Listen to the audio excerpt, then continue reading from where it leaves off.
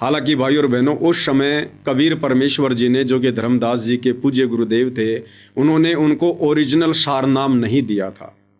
उस समय किसी को देना ही नहीं था। ये डिक्लेयर परमात्मा ने वर्तमान में करना था, कलयुग की पिछली पीढ़ी में।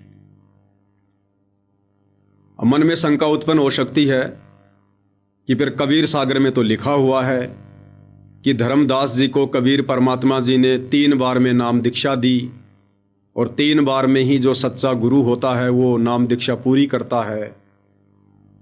तो फिर ये कैसे कह सकते हो कि धर्मदास जी को तीसरी बार में सार नाम नहीं दिया? देखो, धर्मदास जी को कबीर परमेश्वर जी ने 3 बार में दीक्षा दी, क्योंकि परमात्मा जी ने आगे चलकर जो पूर्ण गुरु होगा उसका एक लक्षण ये भी होगा कि वो 3 बार में नाम दीक्षा की प्रक्रिया को पूरा करेगा। इस बात को भी परमात्मा ने साबित करना था, प्रमाणित करना था। इसलिए दीक्षा तो परमात्मा ने धर्मदास जी को 3 बार में ही दी। प्रथम बार जो प्रथम मंत्र है, दूसरी बार शतनाम, और तीसरी बार कहा कि धर्मदास, ये सार नाम है। केवल 3 बार में दीक्षा दी जाती है। इस बात को प्रमाणित करने के लिए परमात्मा ने तीसरी बार में सारनाम के नाम से धर्मदास जी को दीक्षा दी। लेकिन जो मंत्र परमात्मा जी ने दिए थे वो वास्तव में सारनाम नहीं था। ये बातें आज हम पूज्य गुरुदेव भगवान सतगुरु रामपाल जी की शरण में आने के बाद, उनसे तत्व ज्ञान लेने के बाद भली भांति समझ सकते हैं, क्योंकि आज गुरुदेव ने हमें तत्व ज्ञान दिया है। लेकिन धर्मदास जी ने मन में दोष पैदा कर लिया कि ये मंत्र मैं अपने बेटे चूड़ामणि को बता दूंगा। भाई और बहनों, उसी समय धर्मदास जी की मर्यादा खंडित हो गई थी। जिस समय धर्मदास जी ने अपने मन में ये दोष पैदा किया था कि ये मंत्र मैं अपने बेटे चूड़ामणि को बता दूंगा, उसी समय धर्मदास जी का नाम खंडित हो गया था, उनकी मर्यादा खंडित हो गई थी। एक सत्संग में गुरुदेव भगवान ने बताया कि अपने गुरुदेव के प्रति मन में दोष आते ही, या फिर गुरुदेव का कोई भी वचन, कोई भी मर्यादा तोड़ना तो दूर, उसको तोड़ने की यदि आपने मन में भी सोच ली, उसी समय आपकी मर्यादा खंडित हो जाती है, क्योंकि ये भक्ति मार्ग ऑटोमेटिक है। तो आप परम भाई बहनों ने बहुत ही सावधानी बरतनी है। इतिहास में घटित हो चुकी इन तमाम घटनाओं से हमने शिक्षा लेनी है। वर्तमान में हमें वही धर्मदास जी का पूज्य गुरु, जिन्हें कबीर जी के नाम से जाना जाता है, आज हमें सतगुरु रामपाल जी के नाम से कलयुग की पिछली पीढ़ी में मिले हैं। क्योंकि इस परमात्मा जी के अलावा दूसरा कोई भी इस 21 ब्रह्मांड में इस सतभक्ति को बता ही नहीं सकता, दे ही नहीं सकता। कोई अधिकारी नहीं है, किसी को ज्ञान ही नहीं है।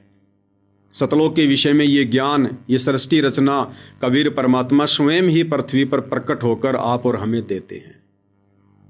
तो वर्तमान में हम जितने भी भगत भाई बहन हैं, आप और हमें गुरुदेव भगवान ने जो जो मर्यादाएं बताई हैं, प्रथम नाम दीक्षा के समय 21 नियम, हालांकि फोरम में 11 नियम है, लेकिन ज्ञान गंगा पुस्तक में 21 नियम है।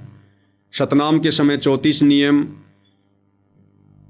और उसके बाद हम जैसे जैसे सत्संग सुनते जाएंगे, नित नए नए नियम इस भक्ति मार्ग पर लागू होते जाएंगे।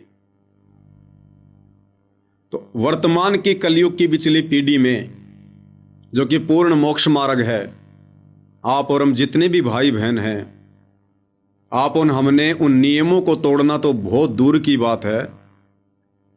उन नियमों को तोड़ने के विषय में हमने धर्मदास जी की तरह सोचना भी नहीं है, अन्यथा हमारी तुरंत मर्यादा खंडित होगी, तुरंत। परमात्मा कहते हैं, काल कसाई तक तक मारे पग पग पे यो बाणा। ये काल तरह तरह की सूक्ष्म चाल चलेगा। इसीलिए गुरुदेव ने कहा कि बच्चों, इस ज्ञान को आधार बनाओ, इन सत्संगों को तुम विशेष ध्यान से सुना करो, एक एक शब्द पर गौर किया करो, एक भी शब्द कान से बाहर मत जाने दिया करो, और ये सोचकर सत्संग सुना करो कि तुम्हारे गुरुदेव तुम्हारे समक्ष हैं, तुम्हारे सामने बैठे हुए हैं। इतना डर हो, इतना भय हो, इतनी सावधानी रखकर हमने ये सत्संग सुनने चाहिए। तो वर्तमान में आप और हम भाई बहनों ने जिन जिन को ये मार्ग समझ में आ गया है, जिनको सतगुरु समझ में आ गया है और जिनको वास्तव में अपनी आत्मा का कल्याण ही करवाना है, उन भाई बहनों ने गुरुदेव भगवान की एक भी मर्यादा ना कोई छोटी होती है ना कोई बड़ी होती है, हमने एक भी मर्यादा तोड़ने की सोचनी भी नहीं है।